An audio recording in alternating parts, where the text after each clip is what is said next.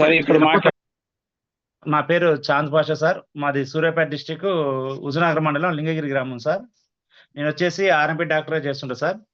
మా అప్లైనర్ వచ్చేసి sir back pain ఉంది సార్. L4 L5 పోయింది, ఎంఆర్ఐ స్కాన్ అన్ని తీయించుకున్నాను, ఖమ్మంలో మేధా హాస్పిటల్ కూడా చూపించుకున్నాను. అయితే సార్ టాబ్లెట్లు రాశారు, వాడుతున్నా కానీ ఏం ఫలితం లేదు సార్. సర్జరీ కనుక చేయాలని చెప్పారు నాకు. సరైనట్టుగా సర్జరీ అంటే నాకు ఇష్టం ఉండదు, కొద్దిగా యాంటీబయాటిక్ కూడా ఎక్కువ వాడను నేను.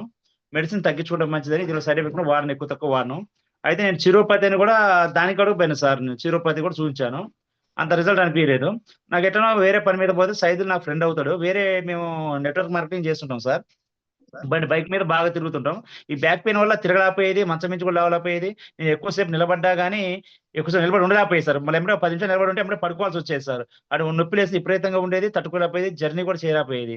అంత ఇబ్బంది పడుతుంటే నడుము కూడా బెల్ట్ పెట్టుకొని తిరిగేది. ఏమైనా అర్జెంట్ పని ఉంటే పోయేది సార్, పోతే తప్పపోయేది. సూర్యాపేట పోతే మా ఫ్రెండ్ అతను తీసుకపోతే సార్ కలిశారు. సార్ కలిసి ఇట్లా ఉంది సార్, ఇట్లా బ్యాక్ పెయిన్ వచ్చింది, ఇట్లా అంటే లేదు సార్, క్యూర్సెల్ అని ఒక ప్రోటీన్ సార్, ఇది వాడండి బాగుంటుంది అని చెప్పేసి, మీ డబ్బులు అయితే తర్వాత ఇద్దరు అని 2 ప్యాకెట్లు తీసుకొని 2 ప్యాకెట్లు ఇచ్చారు సార్ నాకు.